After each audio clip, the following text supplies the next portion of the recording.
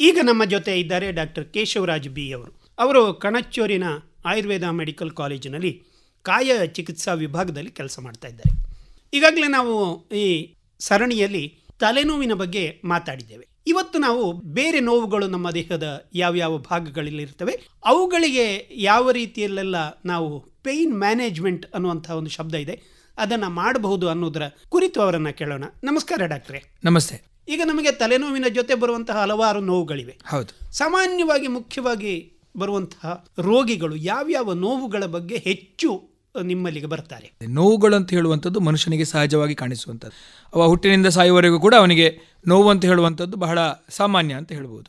So ಇದರಲ್ಲಿಗೆ ನಾವು ಬಹಳ common ಆಗಿ, ಯಾಕಂದರೆ ಆಯುರ್ವೇದ ಚಿಕಿತ್ಸೆಯಲ್ಲಿ ನಿಮಗೆ ನೋವು ನಿವಾರಕದಲ್ಲಿ ಅಥವಾ ನೋವನ್ನು ಶಮನ ಮಾಡಲಿಕ್ಕೆ ಬಹಳ ವಿಶೇಷವಾದಂತಹ ಚಿಕಿತ್ಸೆಗಳು ಇದೆ, ವಿಶೇಷವಾದ ಔಷಧಿಗಳು ಕೂಡ ಇದೆ. ಈಗ ನಾವು ಕಳೆದ ಸರಣಿಯಲ್ಲಿ ನಾವು ಮಾತಾಡ್ತಿರೋ ತಲೆನೋವಿಗೆ ಬಗ್ಗೆ ಬಹಳ ವಿಸ್ತೃತವಾಗಿ ನಾವು ಮಾತಾಡಿದ್ವಿ. ಸೊ ಹಾಗೆ ಸಾಮಾನ್ಯವಾಗಿ ನಿಮಗೆ ನಾವು ನೋಡೋದಿದ್ರೆ ಈ ಕುತ್ತಿಗೆ ಭಾಗದಲ್ಲಿ ಕಾಣಿಸಿಕೊಳ್ಳುವಂತಹ ನೋವುಗಳು, ಇದಕ್ಕೆ ನಾವು ಅಪಬಾಹುಕ, ವಿಶ್ವಾಚಿ ಅಂತ ಬೇರೆ ಬೇರೆ ಆಯುರ್ವೇದದ ಶಬ್ದಗಳಿದೆ, ಅಥವಾ ಇರೋದೊಂದು ಡಯಾಗ್ನೋಸ್ಟಿಕ್ ವರ್ಡ್ ಅಂತೇಳಿ ನಾವು ಅದನ್ನು ಕರಿಬೋದು. ಇದರಲ್ಲಿ ಹೇಗಿರ್ತದೆ ಅಂತ ಹೇಳಿದರೆ, ಈಗ ನಿಮಗೆ ಸರ್ವೈಕಲ್ ಸ್ಪಾಂಡಿಲೋಸಿಸ್ ಅಂತ ಹೇಳ್ತಾರೆ. ಎಲ್ಲರೂ ಬಂದು ಹೇಳ್ತಾರೆ, ಡಾಕ್ಟರ್ ನಮಗೆ ಸರ್ವೈಕಲ್ ಸ್ಪಾಂಡಿಲೋಸಿಸ್ ಇದೆ, ಟ್ರೀಟ್ಮೆಂಟ್ ಮಾಡಬೇಕು. ಅದೇ ರೀತಿ ಬೆನ್ನಿನ ಭಾಗದಲ್ಲಿ ಲಂಬಾರ್ ಸ್ಪಾಂಡಿಲೋಸಿಸ್ ಅಂತ ಹೇಳ್ಬೋದು, ಅಥವಾ ಗೃದ್ರಸಿ ಅಂತ ಹೇಳಿ, ಅಥವಾ ಕಟಿಶೂಲ ಅಂತ ಹೇಳ್ತೇವೆ, ಬೇನಿನ ಭಾಗದಲ್ಲಿ ಕಾಣಿಸ್ಕೊಳ್ಳುವಂಥದ್ದು. ಈ ಗೃದ್ರಸಿ ಕೂಡ ಬಹಳ ಒಂದು ವಿಶೇಷವಾದಂಥ ಒಂದು ಶಬ್ದವೂ ಹೌದು. ಯಾಕೆ ಅಂತ ಹೇಳಿದರೆ, ಗೃದ್ರ ಅಂತ ಹೇಳಿದರೆ ಗಿಡುಗ ಅಂತ ಹೇಳಿ, ಆ ಗಿಡುಗ ನಡ್ಕೊಂಡು ಹೋಗೋ ರೀತಿಯಲ್ಲಿ ಆ ರೋಗಿ ನಡೀತಾನೆ, ಅದಕ್ಕೆ ಅವನಿಗೆ ಗೃದ್ರಸಿ ಅಂತ ಹೆಸರು ಅದಕ್ಕೆ. ಸೊ ಆ ಥರದ ನೋವುಗಳು ಕಾಣಿಸುವಂಥದ್ದಾಗಿರ್ಬೋದು.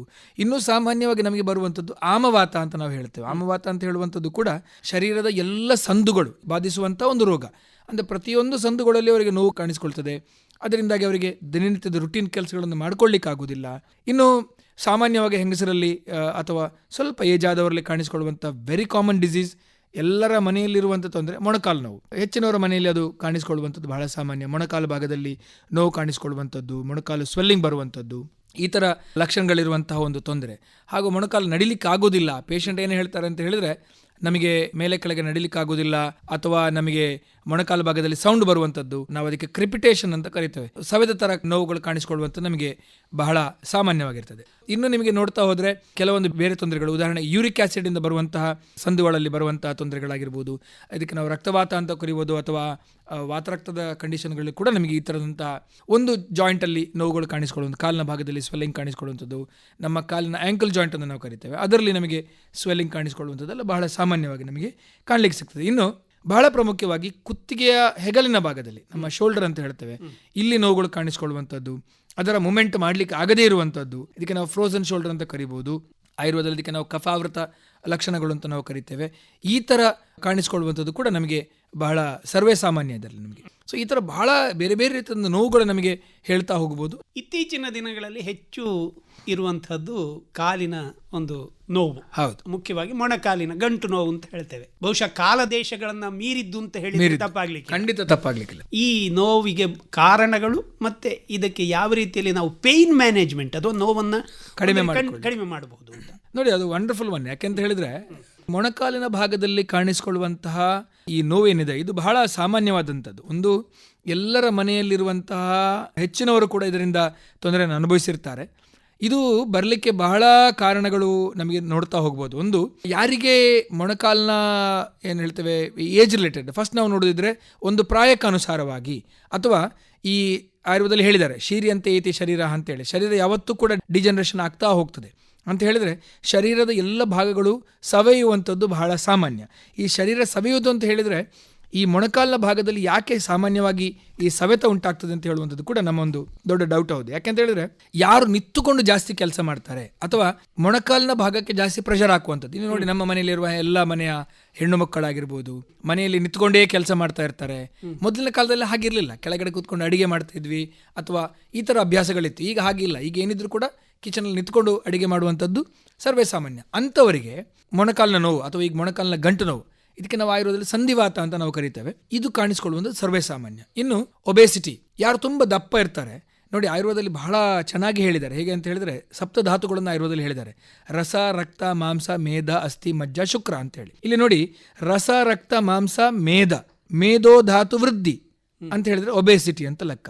ಯಾರಿಗೆ ಮೇಧೋಧಾತು ವೃದ್ಧಿ ಆಗ್ತದೋ ಅವನಿಗೆ ಅಸ್ಥಿಧಾತು ಕ್ಷಯ ಆಗ್ತದೆ. ಅಂದರೆ ಯಾರು ಒಬೆಸಿಟಿ ಇರ್ತಾನೋ ಅವನಿಗೆ ಅಸ್ಥಿಧಾತು ವಿಕೃತಿಗಳು ಬಹಳ ಸಾಮಾನ್ಯವಾಗಿ ಕಾಣಿಸಿಕೊಳ್ಳುತ್ತದೆ. ಇದನ್ನು ನಾವು ನೆನಪಿಟ್ಕೊಳ್ಬೇಕು. ಯಾರಿಗೆ ಒಬೆಸಿಟಿ ಜಾಸ್ತಿ ಇರ್ತದೋ ಅವರಿಗೆ ಗಂಟುಗಳಲ್ಲಿ ನೋವುಗಳು ಕಾಣಿಸಿಕೊಳ್ಳುವುದು ಸರ್ವೇ ಸಾಮಾನ್ಯ. ಇನ್ನು ಅದರೊಟ್ಟಿಗೆ ಏನಾಗ್ತದೆ ಅಂತ ಹೇಳಿದ್ರೆ, ಒಬೆಸಿಟಿ ಇರ್ತಾನೆ, ಅವನು ತುಂಬ ಜಾಸ್ತಿ ನಿಂತ್ಕೊಂಡು ಕೆಲಸ ಮಾಡ್ತಾನೆ, ಮೊಣಕಾಲಿನ ಮೇಲೆ ಇಡೀ ಶರೀರದ ಭಾರ ಬೀಳ್ತದೆ. ಕೆಲವರೆಲ್ಲ ನಾವು ನೋಡಿದ್ದೀವಿ 100 ಕಿಲೋ 110 ಕಿಲೋ ಇರ್ತಾರೆ, ಅವ್ರು ನಿಂತ್ಕೊಂಡು ಕೆಲಸ ಮಾಡ್ತಾ ಇರ್ತಾರೆ, ಮೊಣಕಾಲು ಸವೆಯುವುದು ಬಹಳ ಸಾಮಾನ್ಯ. ಇನ್ನು ಟೀಚರ್ಗಳಾಗಿರ್ಬೋದು, ಬಸ್ ಕಂಡಕ್ಟರ್ಗಳಾಗಿರ್ಬೋದು, ನಿಂತ್ಕೊಂಡು ಮಾಡುವಂಥ ಎಲ್ಲ ಕೆಲಸ ಕಾರ್ಯಗಳಲ್ಲಿ ಕೂಡ ಈ ಮೊಣಕಾಲಿನ ಭಾಗದಲ್ಲಿ ನೋವುಗಳು ಕಾಣಿಸಿಕೊಳ್ತದೆ. ಇದು ಎರಡೂ ಕಾಲಲ್ಲಿ ಬರಬೇಕು ಅಂತ ಏನು ಖಂಡಿತವಾಗ್ಲೂ ಇಲ್ಲ. ಒಂದು ಕಾಲಿನ ಮೊಣಕಾಲಲ್ಲಿ ಅದರ ಲಕ್ಷಣಗಳು ಬಹಳ ವಿಶೇಷ, ಅಂದರೆ ನಮಗೆ ನೋಡಿದಾಗಲೇ ಗೊತ್ತಾಗುವಂಥದ್ದು. ಒಂದು ಸ್ವತಃ ಆ ರೋಗಿಗೆ ಏನಾಗ್ತದೆ ಅಂತ ಹೇಳಿದ್ರೆ, ಮೊಣಕಾಲಿನ ಭಾಗದಲ್ಲಿ ಒಂದು ಸೌಂಡ್ ಬರುವಂಥದ್ದು, ಟಕ್ ಟಕ್ ಸೌಂಡ್ ಬರ್ತದೆ ಡಾಕ್ಟರ್ ನನಗೆ, ಅಥವಾ ಅಲ್ಲಿ ಒಂದು ಕುರುಕುರು ಅಂತ ಹೇಳಿ ಒಂದು ಸೌಂಡ್ ಬರ್ತಾ ಇರ್ತದೆ, ನಡಿಲಿಕ್ಕಾಗೋದಿಲ್ಲ, ಅಥವಾ ನಡೆದು ಹೆಜ್ಜೆ ಇಡಬೇಕಾದ್ರೆ ಒಂದು ಸ್ವಲ್ಪ ಹೊತ್ತಿಗೆ ಸ್ವಲ್ಪ ಸಿಕ್ಕಾಪಟ್ಟೆ ನೋವುಗಳು ಕಾಣಿಸ್ಕೊಳ್ಳುವಂಥದ್ದು, ಬೆಳಗಿನಿಂದ ಮಧ್ಯಾಹ್ನದವರೆಗೆ ಇರ್ತದೆ, ಸಾಯಂಕಾಲದವರೆಗೆ ಕೆಲವರಿಗೆ ಸ್ವಲ್ಪ ಕಡಿಮೆ ಆಗ್ಬೋದು. ಈ ಥರದ ಲಕ್ಷಣಗಳು ಕೂಡ ನಮಗೆ ಕಾಣಲಿಕ್ಕೆ ಸಿಗ್ತದೆ. ಇನ್ನು ಈ ಭಾಗದಲ್ಲಿ ಸ್ವೆಲ್ಲಿಂಗ್ ಕಾಣಿಸ್ಕೊಳ್ಳೋದು, ಮೊಣಕಾಲಿನ ಭಾಗದಲ್ಲಿ ಸ್ವಲ್ಪ ದಪ್ಪಾಗೋದು. ಆಯುರ್ವೇದದಲ್ಲಿ ನಾವು ಹೇಳ್ತೇವೆ ವಾತಪೂರ್ಣ ಧೃತಿ ಸ್ಪರ್ಶ ಅಂತೇಳಿ. ಅಂತ ಹೇಳಿದರೆ ವಾತಪೂರ್ಣತ ಒಳಗಡೆ ಒಂದು ಗಾಳಿ ತುಂಬಿಸಿದ ಥರ ಇರ್ತದೆ. ಮೊಣಕಾಲು ಹೇಗಿರ್ತದೆ ಅಂತ ಹೇಳಿದ್ರೆ, ಸ್ವೆಲ್ಲಿಂಗ್ ಬಂದು ಮುಟ್ಟಿದರೆ ಬಲೂನ್ ಮುಟ್ಟಿದಾಗೆ ಆಗ್ತದೆ ಅದು. ಅದೇ ರೀತಿ ಮೊಣಕಾಲ ಭಾಗ ಕೂಡ ನಮಗೆ ವಾತಪೂರ್ಣ ಧೃತಿ ಸ್ಪರ್ಶ ಅಂತೇಳಿ, ಮುಟ್ಟಿದರೆ ವಾತಪೂರ್ಣತ ಕಾಣುವಂತಹ ಲಕ್ಷಣಗಳು ನಮಗೆ ಮೊಣಕಾಲಿನ ಭಾಗದಲ್ಲಿ ಕಾಣ್ತದೆ. ಹಾಗೂ ಸಿಕ್ಕಾಪಟ್ಟೆ ನೋವು, ಅಂದರೆ ಪೇಷಂಟ್ ನಮಗೆ ಕ್ಲಿಯರ್ ಆಗಿ ಹೇಳ್ತಾರೆ, ನೋವು ತಡ್ಕೊಳ್ಳಿಕ್ಕಾಗೋದಿಲ್ಲ, ನಡಿಲಿಕ್ಕಾಗದ ಕೆಲಸಗಳು, ಇಂಥರದವರು ನಮಗೆ ಈ ಮೊಣಕಾಲಿನ ನೋವಲ್ಲಿ ನಮಗೆ ಸರ್ವೇ ಸಾಮಾನ್ಯವಾಗಿ ಕಾಣಿಸ್ಕೊಳ್ಳುವಂಥದ್ದು ನಾನು ಹೇಳಿದಾಗೆ ಲೇಡೀಸ್ಗಳಲ್ಲಿ ಏಜ್ ಆಗ್ತಾ ಇದ್ದ ಹಾಗೆ, ಇನ್ನು ಯಾರು ನಿಂತ್ಕೊಂಡು ಜಾಸ್ತಿ ಕೆಲಸ ಮಾಡ್ತಾರೋ ಇವರಲ್ಲಿ ಸರ್ವೇ ಸಾಮಾನ್ಯ. ಇನ್ನು ನೀವು ಕೇಳ್ಬೋದು ಲೇಡೀಸ್ಗಳಲ್ಲಿ ಮಾತ್ರ ಯಾಕೆ, ಜೆಂಟ್ಸ್ಗಳಲ್ಲಿ ಯಾಕೆ ಬರುವುದಿಲ್ಲ ಅಂತೇಳಿ. ಯಾಕೆ ಅಂತ ಹೇಳಿದ್ರೆ, ಅವರಿಗೊಂದು ಮೆನೋಪಾಸಲ್ ಏಜ್ ಅಂತ ಇರ್ತದೆ. ನಿಂತ ನಂತರದ ಸಮಯಗಳಲ್ಲಿ ಈ ಮೊಣಕಾಲಿನ ನೋವು ಬಹಳ ಸಾಮಾನ್ಯವಾಗಿರ್ತದೆ. ಅವರ ಆಹಾರದಲ್ಲಿ ಕೂಡ ಬಹಳ ಜಾಗೃತಿ ಮಾಡಬೇಕಾಗ್ತದೆ. ಇನ್ನು ಇದಕ್ಕೆ ನಾವು ಚಿಕಿತ್ಸೆಯನ್ನು ನೋಡ್ತಾ ಹೋದಾಗ ಅದರಲ್ಲಿ ನಾನು ಅದರ ಬಗ್ಗೆ ಎಕ್ಸ್ಪ್ಲೇನ್ ಮಾಡ್ತೇನೆ. ನಾನು ಒಂದು ಈ ಮೊಣಕಾಲಿನ ನೋವಿರುವವರಿಗೆ ಏನೇನು ಚಿಕಿತ್ಸೆಗಳನ್ನು ಮಾಡ್ಬೋದು, ಅಥವಾ ಅದನ್ನು ಉಪಶಮನೆ ಮಾಡಲಿಕ್ಕಿರುವಂಥ ಏನೇನು ಮನೆಯಲ್ಲಿ ಮಾಡ್ಬೋದು ಅಂತ ಚಿಕಿತ್ಸೆಗಳು ನಮಗೆ ನೋಡಿದ್ರೆ, ಯಾರಿಗೆ ಮೊಣಕಾಲನ್ನು ಸಂರಕ್ಷಣೆ ಮಾಡ್ಕೊಳ್ಬೇಕು ಅಥವಾ ಮೊಣಕಾಲನ್ನು ಜಾಗೃತಿಯಾಗಿ ನೋಡ್ಕೊಳ್ಬೇಕು, ಅವರು ಪ್ರತಿನಿತ್ಯ ಬೆಳಗ್ಗೆ ಎದ್ದ ತಕ್ಷಣ 1-2 ಚಮಚದಷ್ಟು ತುಪ್ಪ, ಶುದ್ಧ ದನದ ತುಪ್ಪ, ನಾನು ಪ್ರತಿ ಸಲ ಹೇಳಲಿಕ್ಕಿದೆ, ಶುದ್ಧವಾದಂಥ ದನದ ತುಪ್ಪದ ಸೇವನೆ ಮಾಡುವಂಥದ್ದು. ಹಳ್ಳಿಗಳಲ್ಲಿ ಇನ್ನೂ ಕೂಡ ಈ ಕ್ರಮಗಳಿದೆ. ಏನಂತ ಹೇಳಿದ್ರೆ, ದನದ ತುಪ್ಪದ ಸೇವನೆ ಮಾಡುವಂಥದ್ದು, ಗಂಜಿಗೆ ಹಾಕ್ಕೊಂಡು ಅಥವಾ ಬೇರೆ ಏನಾದ್ರು ಪಲ್ಯಕ್ಕೆ ಹಾಕ್ಕೊಂಡು ತಗೊಳ್ಳುವಂಥ ಅಭ್ಯಾಸ ಇದೆ. ನಾವು ಅದನ್ನು ಅಭ್ಯಾಸ ಮಾಡ್ಕೊಳ್ಬೇಕು. ಶುದ್ಧದ ದನದ ತುಪ್ಪದ ಸೇವನೆ ಬೆಳಿಗ್ಗೆ ಖಾಲಿ ಹೊಟ್ಟೆಗೆ 2 ಚಮಚ ಸೇವನೆ ಮಾಡಿ 1 ಕಾಲು ಗ್ಲಾಸಷ್ಟು ಒಳ್ಳೆ ಬಿಸಿ ಬಿಸಿ ನೀರನ್ನ ಕುಡಿಯುವಂಥದ್ದು. ಯಾಕೆಂತ ಹೇಳಿದ್ರೆ, ಶರೀರದ ಎಲ್ಲ ಜಾಯಿಂಟ್ಸ್ಗಳಿಗೆ ಲೂಬ್ರಿಕೇಶನ್ ಅಂತ ಹೇಳ್ತೇವೆ ನಾವು, ಅಥವಾ ಅದಕ್ಕೊಂದು ಎಣ್ಣೆ ಅಂಶ ಇರಬೇಕಾಗ್ತದೆ. ಅದಕ್ಕೆ ನಮಗೆ ಈ ತುಪ್ಪ ಸೇವನೆ ಮಾಡುವಂಥದ್ದು ಆರೋಗ್ಯಕ್ಕೆ ಬಹಳ ಉತ್ತಮವಾದಂಥದ್ದು. ಇನ್ನು ತುಪ್ಪ ಸಿಕ್ಕದೇ ಇದ್ದವರಿಗೆ ಶುದ್ಧ ತೆಂಗಿನೆಣ್ಣೆಯ ಸೇವನೆ ಕೂಡ ಮಾಡ್ಕೊಳ್ಬೋದು. ತೆಂಗಿನೆಣ್ಣೆಯಿಂದ ಕೊಲೆಸ್ಟ್ರಾಲ್ ಬರ್ತದೆ ಅಂತ ಹೇಳುವಂಥದ್ದು ಖಂಡಿತವಾಗ್ಲೂ ಶುದ್ಧವಾದಂಥ ಸುಳ್ಳದು. ಅದ ಕಾರಣ 2 ಚಮಚ ತೆಂಗಿನೆಣ್ಣೆಯ ಸೇವನೆ ಬೆಳಗ್ಗೆ ಖಾಲಿ ಹೊಟ್ಟೆಗೆ ಮಾಡಿಕೊಳ್ಳುವಂಥದ್ದು ಕೂಡ ಬಹಳ ಉತ್ತಮ. ಅದರ ಜೊತೆಗೆ ಸ್ವಲ್ಪ ಬಿಸಿನೀರ ಸೇವನೆ ಮಾಡ್ಕೊಳ್ಳೋದು ಉತ್ತಮವಾದಂಥದ್ದು. ಇನ್ನು ಅದಲ್ಲದೇ ಇದ್ದರೆ ಮನೆಯಲ್ಲಿ ಎಳ್ಳೆಣ್ಣೆ ಇರ್ತದೆ, ಶುದ್ಧ ಎಳ್ಳೆಣ್ಣೆ, ಅದನ್ನು ಮೊಣಕಾಲಿನ ಭಾಗಕ್ಕೆ ಹಚ್ಕೊಳ್ಳುವಂಥದ್ದು. ಹೇಗೆ ಅಂತ ಹೇಳಿದರೆ, ಬೆಳಿಗ್ಗೆ ಎದ್ದ ತಕ್ಷಣ ಒಂದು ಸ್ವಲ್ಪ ಎಳ್ಳೆಣ್ಣೆ ತೆಗೆಯೋದು, ಮೊಣಕಾಲಿನ ಭಾಗಕ್ಕೆ ಚೆನ್ನಾಗಿ ಹಚ್ಚೋದು. ದಯವಿಟ್ಟು ಅದನ್ನು ತಿಕ್ಕಲಿಕ್ಕೆ ಹೋಗೋದು ಬೇಡ.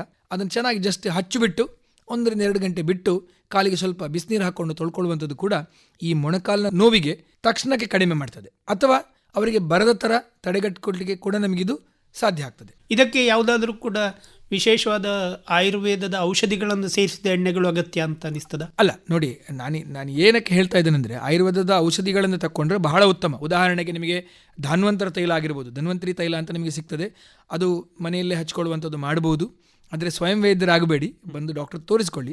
ಬಟ್ ಸ್ಟಿಲ್ ನಿಮಗೆ ನಿಮ್ಮ ಮೊಣಕಾಲನ್ನು ರಕ್ಷಣೆ ಮಾಡ್ಕೊಳ್ಳಿಕ್ಕೆ ನಾನು ಹೇಳುವಂಥದ್ದು, ಈಗ ಒಂದು 50 ವರ್ಷ ಆದವರು ಎಲ್ಲರೂ ಕೂಡ ಈ ಮೊಣಕಾಲಿನ ಭಾಗಕ್ಕೆ ಸ್ವಲ್ಪ ಧನ್ವಂತರಿ ಎಣ್ಣೆ ಹಚ್ಚುವಂತಾಗಿರೋದು, ಕ್ಷೀರಬಲ ತೈಲ ಅಂತ ಹೇಳ್ತೇವೆ ನಾವು. ಇದು ಬಹಳ ಉತ್ತಮವಾದಂತಹ ಒಂದು 2 ಯಾವುದಲ್ಲಿ ಔಷಧಿ ಇರುವಂಥದ್ದು, ಹಾಲು ಮತ್ತು ಬಲಾಮೂಲ ಕಷಾಯ, ಎರಡರಲ್ಲಿ ಮಾಡಿದಂತಹ ಕ್ಷೀರಬಲ ತೈಲ ಆಗಿರ್ಬೋದು, ಇದನ್ನು ಮೊಣಕಾಲಿನ ಭಾಗಕ್ಕೆ ಹಚ್ಕೊಳ್ಳುವಂಥದ್ದು ಮಾಡ್ಬೋದು. ಅಥವಾ ಮಹಾನಾರಾಯಣ ತೈಲ ಅಂತ ಹೇಳ್ತೇವೆ, ಅದನ್ನು ಹಚ್ಕೊಳ್ಳೋದು ಮಾಡ್ಬೋದು ಇತ್ಯಾದಿ ಬಹಳಷ್ಟು ತೈಲಗಳಿದೆ. ಆದರೆ ಈ 3 ತೈಲಗಳು ಆಯುರ್ವೇದ, ನೀವು ಹೇಳಿದಾಗೆ ಆಯುರ್ವೇದದ ತೈಲಗಳೇ ಮಾಡಬೇಕು ಅಂತ ಹೇಳಿದರೆ ಈ 3 ತೈಲಗಳನ್ನು ಹಚ್ಕೊಂಡು ಅದಕ್ಕೆ ಸ್ವಲ್ಪ ಬಿಸಿ ನೀರಿನ ಶಾಖ ಕೊಡುವಂಥದ್ದು ಕೂಡ ಬಹಳ ಉತ್ತಮವಾದಂಥದ್ದು. ಇನ್ನು ಆಹಾರದಲ್ಲಿ ಬಹಳ ವಿಶೇಷವಾಗಿ ಅವರು ಜಾಗೃತಿ ಮಾಡಬೇಕು. ಯಾಕೆಂತ ನಾನು ಹೇಳ್ತಾ ಇದ್ದೇನೆ ಅಂತೇಳಿ, ನೋಡಿ, ನಮ್ಮ ಎಲ್ಲರಿಗೂ ಕೂಡ ತೊಂದರೆ ಬರಲಿಕ್ಕೆ ಮೇನ್ ಕಾರಣ ನಮ್ಮ ಆಹಾರ ಪ್ರಕೃತಿ. ನೋಡಿ, ಆಯುರ್ವೇದದಲ್ಲಿ ಹೇಳಿದ್ದು ಅದನ್ನೇ, ಆಹಾರ ವಿಹಾರ ಆದ ಮೇಲೆ ಔಷಧ. ಫಸ್ಟಿಗೆ ಔಷಧ ಆಯುರ್ವೇದದಲ್ಲಿ ಹೇಳಿಲ್ಲ. ಆಯುರ್ವೇದದಲ್ಲಿ ಹೇಳಿದ್ದು ಫಸ್ಟ್ ಆಹಾರ ಸರಿ ಇರಬೇಕು, ಆಮೇಲೆ ನಿಮ್ಮ ವಿಹಾರ ಸರಿ ಇರಬೇಕು, ಅದಾದಮೇಲೆ ಔಷಧ. ಆಹಾರದಲ್ಲಿ ಮೊಳಕೆ ಬರಿಸಿದ ಕಾಳುಗಳಾಗಿರ್ಬೋದು, ರಾಗಿಯ ಗಂಜಿ, ರಾಗಿಯನ್ನು ಮೊಳಕೆ ಬರಿಸಿ ತಗೊಳ್ಳುವಂಥದ್ದು, ಎಲ್ಲ ಕಾಳುಗಳನ್ನು ಮೊಳಕೆ ಬರಿಸಿ ಸೇವನೆ ಮಾಡುವಂಥದ್ದು, ಹೆಸರು, ಹುರುಳಿ, ರಾಗಿ, ಕಡಲೆ ಮೊಳಕೆ ಬರಿಸಿ ಅದನ್ನೊಂದು ಸ್ವಲ್ಪ ಒಂದು 5 ಗ್ರಾಮಿಂದ 10 ಗ್ರಾಮ್ಸಷ್ಟು ಪ್ರತಿನಿತ್ಯ ಸೇವನೆ ಮಾಡುವಂಥದ್ದು. ಅಥವಾ ಒಂದು 10 ಒಣದ್ರಾಕ್ಷಿ ರಾತ್ರಿ ನೀರಲ್ಲಿ ನೆನೆ ಹಾಕಿ, ಒಣದ್ರಾಕ್ಷಿ ಅಂತ ಹೇಳಿದ ಕೂಡಲೇ ನಿಮಗೆ ನೆನಪಿರಬೇಕಾದಂತೂ ಒಣದ್ರಾಕ್ಷಿ ವಿತ್ ಸೀಡ್ಸ್. ನಾವು ಇರೋದ್ರಲ್ಲಿ ದ್ರಾಕ್ಷಿ, ಒಣದ್ರಾಕ್ಷಿಯಲ್ಲಿ ಒಳಗಡೆ ಬೀಜ ಇರುವಂತಹ ಒಣದ್ರಾಕ್ಷಿ ಸಿಗ್ತದೆ, ಕಪ್ಪು ಒಣದ್ರಾಕ್ಷಿ. ಅದನ್ನು ರಾತ್ರಿ ನೀರು ನೆನೆ ಹಾಕಿ ಬೆಳಿಗ್ಗೆ ಸೇವನೆ ಮಾಡುವಂಥದ್ದಾಗಿರ್ಬೋದು. 1-2 ಖರ್ಜೂರ ಸೇವನೆ ಮಾಡುವಂಥದ್ದು. ನೋಡಿ, ಕೆಲವರು ಕೇಳ್ಬೋದು ಡಯಾಬಿಟಿಸ್ ಇದ್ದವರಿಗೆ ಮಾಡಬಾರ್ದು. ಡಯಾಬಿಟಿಸ್ ಇದ್ದವರಿಗೆ ಕಪ್ಪು ಒಣದ್ರಾಕ್ಷಿ ಏನು ತೊಂದರೆ ಆಗೋದಿಲ್ಲ. 1 ಖರ್ಜೂರ ತಿಂದರೆ ಖಂಡಿತವಾಗ್ಲೂ ಏನು ತೊಂದರೆ ಇಲ್ಲ. 2 ಅಂಜೂರ ತಗೊಳ್ಬೋದು. ಈ ಅಂಜೂರದ ಸೇವನೆ ಮಾಡುವಂಥದ್ದಾಗಿರ್ಬೋದು, ಇದು ಉತ್ತಮ. ಇದರೊಂದಿಗೆ ಅವರಿಗೆ ಒಬೆಸಿಟಿ ಇದ್ದರೆ ಆ ಒಬೆಸಿಟಿಯನ್ನು ಕಡಿಮೆ ಮಾಡಿಕೊಳ್ಳಿಕ್ಕೆ, ಯಾರಿಗೆ ವೆಯ್ಟ್ ಏನಿದೆ ಅದನ್ನು ಕಡಿಮೆ ಮಾಡ್ಕೊಳ್ಳಿಕ್ಕೆ ಕೂಡ ಬಹಳ ಅವರು ಜಾಗೃತಿ ಮಾಡಬೇಕು. ಇನ್ನು ಈ ಮೊಣಕಾಲು ನೋವು ಇರುವವರು ಸ್ಟೆಪ್ಸ್ಗಳನ್ನು ತುಂಬ ಹತ್ತಿ ಇಳಿದು ಮಾಡುವಂಥದ್ದು ಮಾಡಬಾರ್ದು. ಎಲ್ಲಿ ತುಂಬ ಹತ್ತಲಿಕ್ಕಿದೆ ಇಳಿಲಿಕ್ಕಿದೆ ಅಂಥದ್ದನ್ನು ಅವಾಯ್ಡ್ ಮಾಡಲೇಬೇಕು. ಇನ್ನು ಸಮತಟ್ಟು ನೆಲದಲ್ಲಿ ಸಾಕಷ್ಟು ನಡೆಯುವಂಥದ್ದು ಮಾಡ್ಬೋದು. ಕೂತ್ಕೊಂಡು ಮಾಡುವಂಥ ಎಲ್ಲ ಯೋಗಾಸನಗಳನ್ನು, ಆಸನಗಳನ್ನು ಮಾಡ್ಬೋದು, ಎಕ್ಸಸೈಸ್ಗಳನ್ನು ಮಾಡ್ಬೋದು.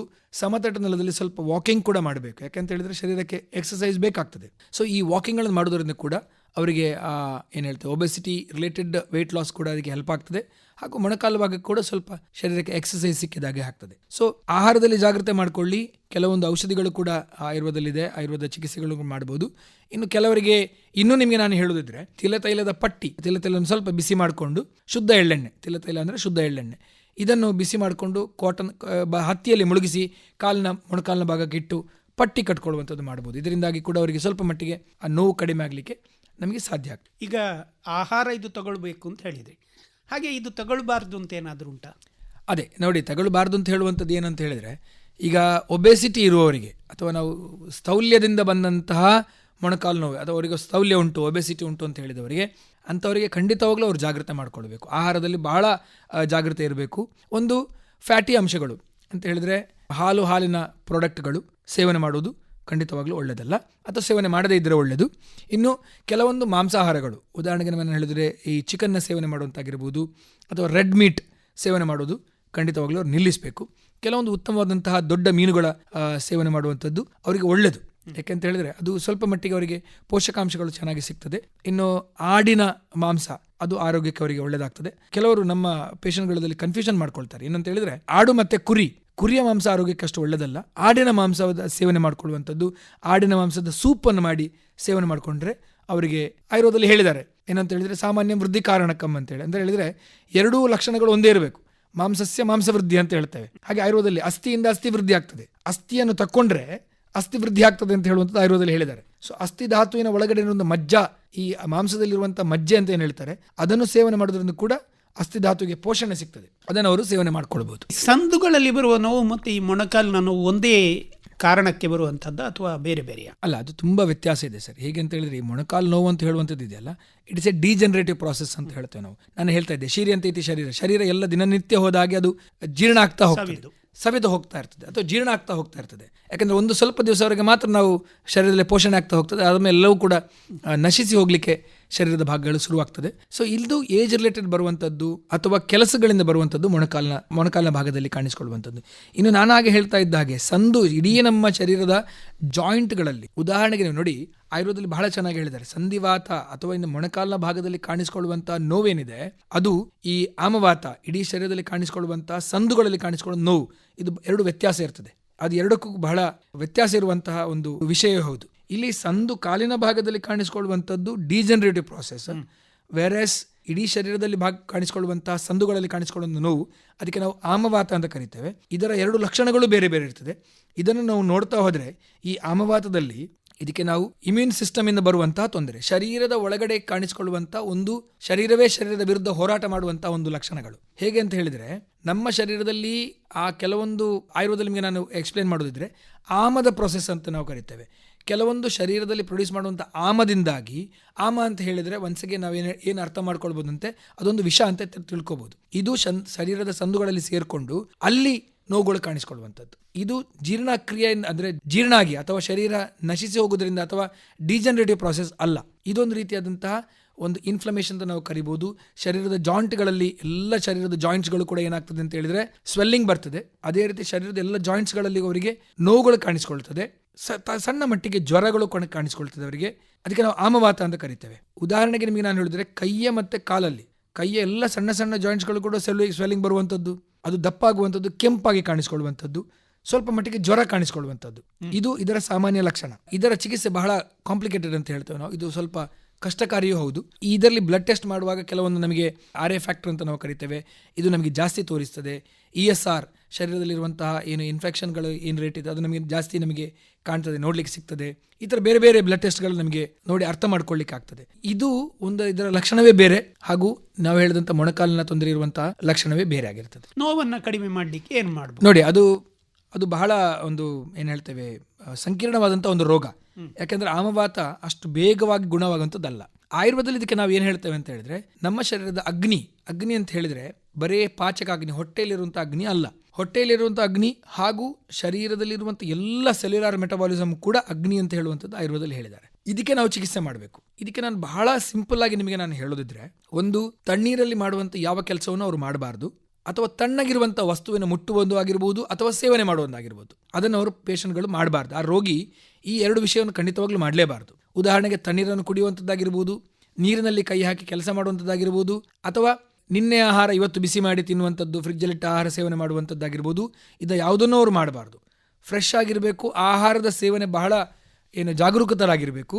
ಆಹಾರದಲ್ಲಿ ಫ್ರೆಶ್ ಆಗಿ ಮಾಡಿದಂಥ, ಇವತ್ತು ಮಾಡಿದಂಥ ಆಹಾರವನ್ನೇ ಸೇವನೆ ಮಾಡಬೇಕು. ಇನ್ನು ಅವರಿಗೆ ಯಾವುದೇ ಕಾರಣದಲ್ಲಿ ಕೂಡ ಸೊಪ್ಪುಗಳು ಜಾಸ್ತಿ ಸೇವನೆ ಮಾಡುವಂಥದ್ದು ಮಾಡಬಾರ್ದು.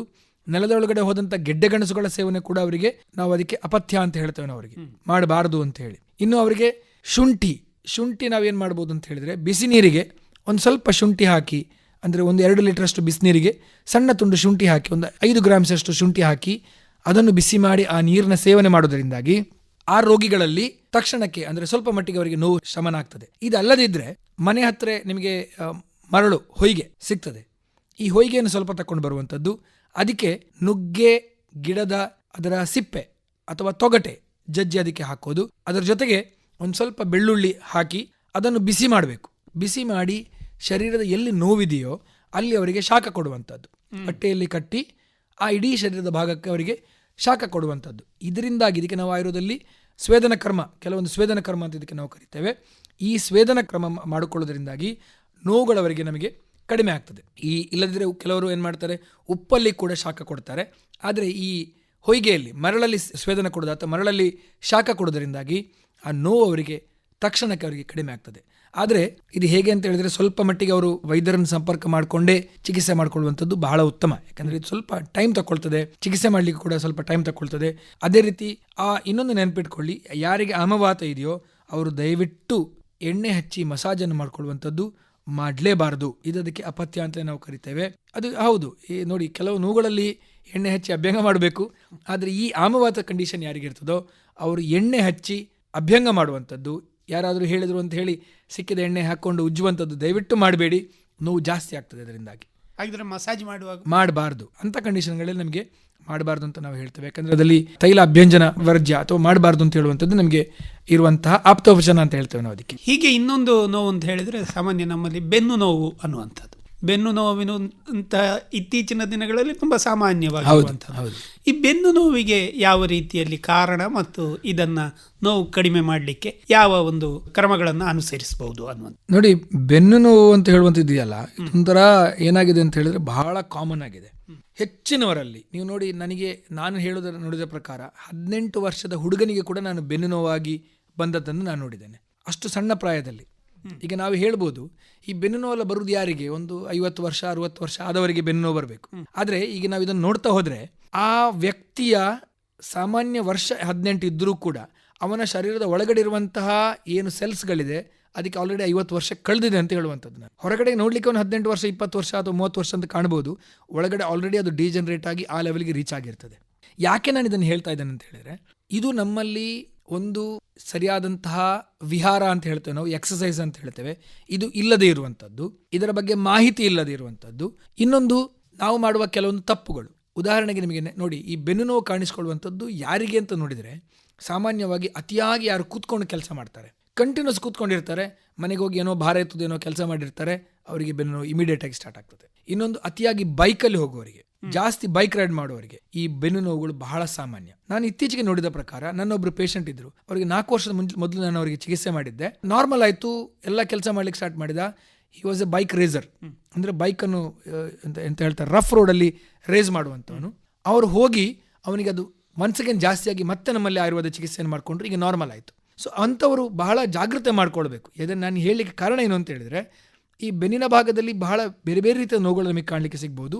ಒಂದು ಬೆನ್ನಿನ ಭಾಗದಿಂದ ನಮ್ಮ ಬಟಕ್ಸ್ ಏನಿದೆ ಹಿಂದ್ಗಡೆ ಭಾಗಕ್ಕೆ ಹಾಗೂ ಮೊಣಕಾಲ್ನ ಹಿಂದೆ ಭಾಗ, ನಾವು ಅದಕ್ಕೆ ಹ್ಯಾಮ್ಸ್ಟ್ರಿಂಗ್ ಮಸಲ್ಸ್ ಅಂತ ಕರಿತೇವೆ, ಹಾಗೂ ನಮ್ಮ ಕಾಫ್ ಮಸಲ್ಸ್, ಈ ಒಂದು ಲೈನ್ ಅದು ಅಂದರೆ ಬೆನ್ನಿನ ಭಾಗದಿಂದ ಬಟಕ್ಸಿಂದ ಕಾಲ್ನವರೆಗೆ ನಾವು ಆಯುರ್ವೇದದಲ್ಲಿ ಹೇಳಿದೆ ಏನು ಹೇಳಿದ್ವಿ ಅಂತ ಹೇಳಿದರೆ, ಕಟಿ ಪೃಷ್ಠ ಊರು ಜಾನು ಜಂಗ ಕ್ರಮ ಅಂತ ಹೇಳಿ, ಅಂದರೆ ಕಟಿ ಭಾಗದಿಂದ ಪೃಷ್ಠ ಭಾಗಕ್ಕೆ, ಅಲ್ಲಿಂದ ಜಂಗ ಭಾಗಕ್ಕೆ, ಜಾನು ಭಾಗಕ್ಕವರೆಗೆ ಅದು ಮೂಮೆಂಟ್ ಆಗುವಂಥದ್ದು. ಇದಕ್ಕೆ ನಾವು ಈಸಿಯಾಗಿ ನಿಮಗೆ ಅರ್ಥ ಮಾಡಿದ್ರೆ ಸಯಾಟಿಕ್ ಪೈನ್ ಅಂತ ಹೇಳ್ತೇವೆ ನಾವು ಇದಕ್ಕೆ. ಇದು ಯಾಕೆ ಆಗ್ತದೆ ಅಂತ ಹೇಳಿದರೆ, ನಮ್ಮ ಬೆನ್ನಿನ ಭಾಗದಲ್ಲಿ ಒಂದು ದೊಡ್ಡದಂಥ ಒಂದು ನರ್ವ್ ಇದೆ, ಅದು L4 L5.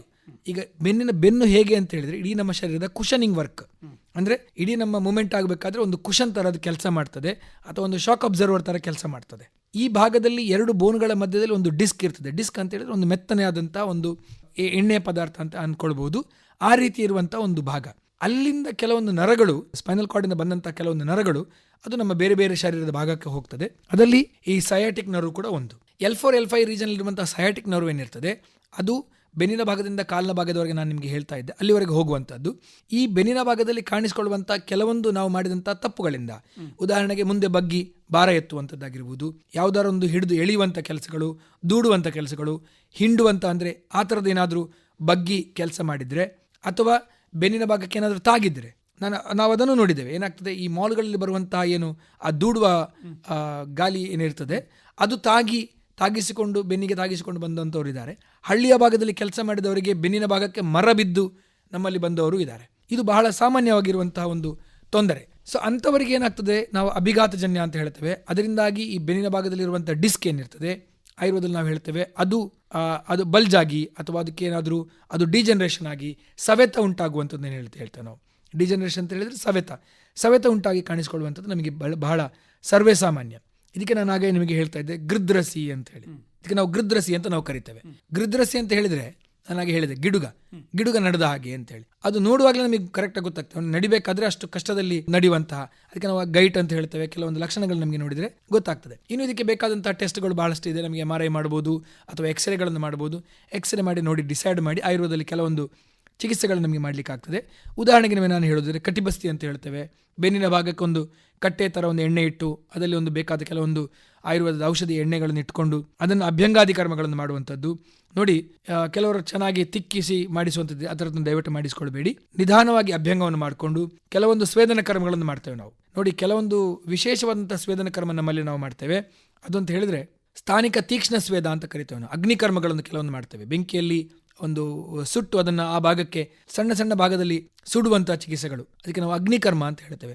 ಅಗ್ನಿಕರ್ಮ ಮಾಡುವಂಥದ್ದಾಗಿರ್ಬೋದು.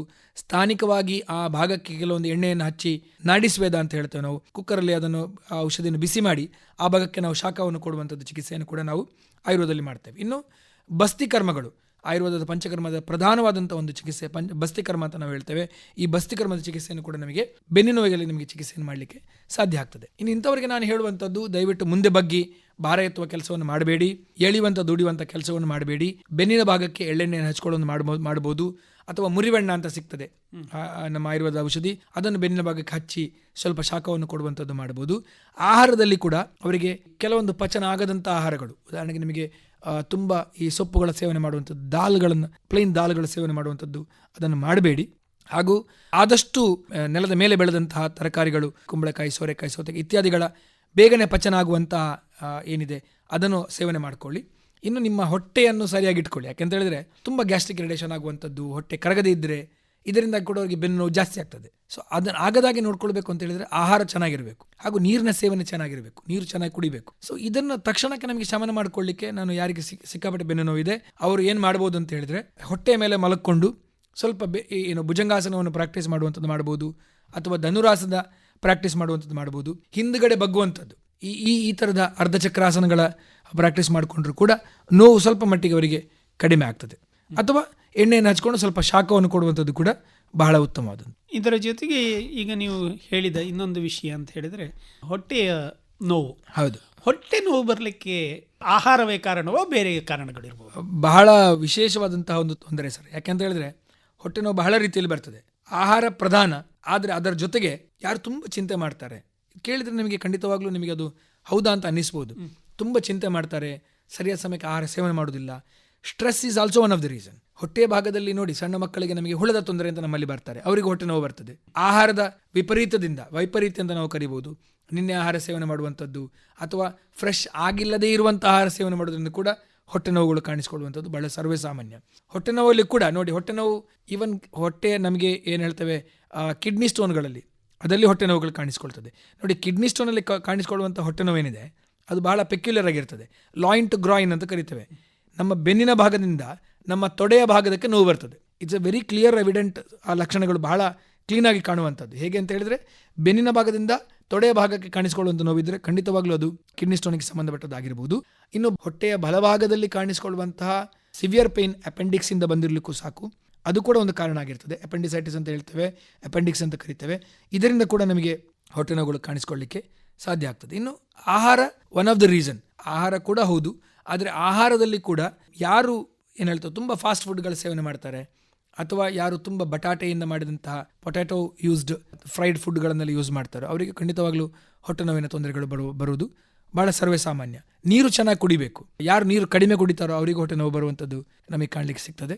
ಹಾಗೂ ಇದು ಬಹಳ ಸರ್ವೇ ಸಾಮಾನ್ಯವಂಥ ಲಕ್ಷಣಗಳು ಸರ್. ಹೊಟ್ಟೆ ನೋವು ಅಂತ ಹೇಳುವಂಥ ಇಟ್ಸ್ ಎ ವಾಸ್ಟ್ ದೊಡ್ಡ ತೊಂದರೆಗಳು. ಅವರಿಗೆ ನಾನು ಈಸಿಯಾಗಿ ಹೇಳಿದ್ರೆ, ನಿಮಗೆ ಮಜ್ಜಿಗೆಗೆ ಸ್ವಲ್ಪ ಶುಂಠಿ, ಉಪ್ಪು, ಹಿಂಗು ಹಾಕಿ ಸೇವನೆ ಮಾಡಿಕೊಳ್ಳುವಂಥದ್ದು ಉತ್ತಮ.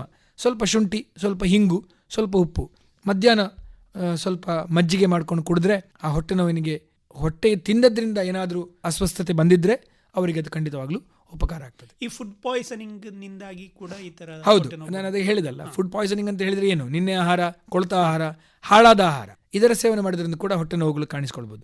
But food poisoning it's a different subject. ಏನಾಗ್ತದೆ ಅಂತ ಹೇಳಿದ್ರೆ ಬಹಳ ಜಾಗ್ರತೆ ಮಾಡ್ಕೊಳ್ಬೇಕು. ಯಾಕಂದರೆ ಅದು ಪ್ರಾಣಹಾನಿ ಕೂಡ ಮಾಡ್ಬೋದು. ಫುಡ್ ಪಾಯ್ಸನಿಂಗ್ ಅಂತ ಹೇಳುವಂಥದ್ದು ಅವರಿಗೆ ನಾವು ತಕ್ಷಣಕ್ಕೆ ಬಂದರೆ ಆಯುರ್ವೇದದಲ್ಲಿ ಚಿಕಿತ್ಸೆ ಮಾಡಲಿಕ್ಕೆ ಸಾಧ್ಯ ಆಗ್ತದೆ. ಆದರೆ ಸ್ವಲ್ಪ ಅದು ಕಾಂಪ್ಲಿಕೇಶನ್ ಆದರೆ ಅದು ಸ್ವಲ್ಪ ನಮಗೆ ಚಿಕಿತ್ಸೆ ಮಾಡಲಿಕ್ಕೆ ಕಷ್ಟ ಕೂಡ ಆಗ್ಬೋದು. ಯಾಕಂತ ಹೇಳಿದ್ರೆ ನಾನು ಹೇಳ್ತಾ ಇದ್ದೆ ನಿಮಗೆ, ಫುಡ್ ಪಾಯ್ಸನ್ ಆದವರಿಗೆ ಒಮಿಟಿಂಗ್ ಬರುವಂಥದ್ದು, ಸಿಕ್ಕಾಪಟ್ಟೆ ವಾಂತಿ ಮಾಡ್ಕೊಳ್ಳುವಂಥ, ಸಿಕ್ಕಾಪಟ್ಟೆ ಲೂಸ್ ಮೋಷನ್ ಹೋಗುವಂಥದ್ದು, ಭೇದಿ ಆಗುವಂಥದ್ದು ನಮಗೆ ಕಾಣಲಿಕ್ಕೆ ಸಿಗ್ತದೆ. ಅದು ತುಂಬ ಸಲ ಆದರೆ ಅವರಿಗೆ ಅದು ಪ್ರಾಣಹಾನಿ ಆಗ್ತದೆ ಅಥವಾ ಅವರಿಗೆ ಸಾಯುವಂಥ ಸಂಭವ ಕೂಡ ನಮಗೆ ನೋಡಲಿಕ್ಕೆ ಸಿಗ್ತದೆ. ಸೊ ಅದಾಗಬಾರ್ದು. ಇನಿಷಿಯಲ್ ಇದ್ದರೆ ಖಂಡಿತವಾಗ್ಲೂ ನಮಗೆ ಆಯುರ್ವೇದದಲ್ಲಿ ಚಿಕಿತ್ಸೆ ಮಾಡ್ಬೋದು. ಹಿಂಗ್ವಾಷ್ಟಕ ಚೂರ್ಣ ನಮ್ಮಲ್ಲಿ ಹೇಳಿದಂಥ ಒಂದು ಅದ್ಭುತವಾದಂಥ ಔಷಧಿ ಹಿಂಗ್ವಾಷ್ಟಕ ಚೂರ್ಣ ಅಂತ ಹೇಳ್ತೇವೆ, ಅಷ್ಟಚೂರ್ಣ ಅಂತ ಹೇಳ್ತೇವೆ. ಇದರ ಸೇವನೆ ಮಾಡುವಂಥದ್ದು ಬಹಳ ಉತ್ತಮ. ಇನ್ನು ಆಯುರ್ವೇದದಲ್ಲಿ ತಕ್ರಾರಿಷ್ಟ ಅಂತ ನಾವು ಹೇಳಿದ್ದೇವೆ, ಇದು ಕೂಡ ಬಹಳ ವಿಶೇಷವಾದಂಥ ಒಂದು ಔಷಧಿ. ಹೌದು, ಒನ್ಸ್ ಅಗೇನ್ ಅದನ್ನು ಡಾಕ್ಟರ್ ಹತ್ರ ಕನ್ಸಲ್ಟ್ ಮಾಡಿಯೇ ಸೇವನೆ ಮಾಡಿಕೊಳ್ಳುವಂಥದ್ದು ಉತ್ತಮ. ಒಳ್ಳೆಯದು ಡಾಕ್ಟರ್ ಕೇಶವರಾಜ್ ಅವರೇ. ಮುಖ್ಯವಾಗಿ ಬೇರೆ ಬೇರೆ ರೀತಿಯ ನೋವುಗಳಿಗೆ ಯಾವ ರೀತಿಯಲ್ಲಿ ಸ್ವಲ್ಪ ಮಟ್ಟಿಗೆ ಶಮನವನ್ನು ನಾವು ನಮ್ಮಷ್ಟಕ್ಕೆ ಮಾಡಿಕೊಳ್ಬಹುದು ಅನ್ನೋದರ ಒಂದು ಮಾಹಿತಿಯನ್ನು ನೀಡಿದ್ದೀರಿ. ಧನ್ಯವಾದಗಳು. ನಮಸ್ಕಾರ. ಧನ್ಯವಾದಗಳು ಸರ್. ನಮಸ್ತೆ.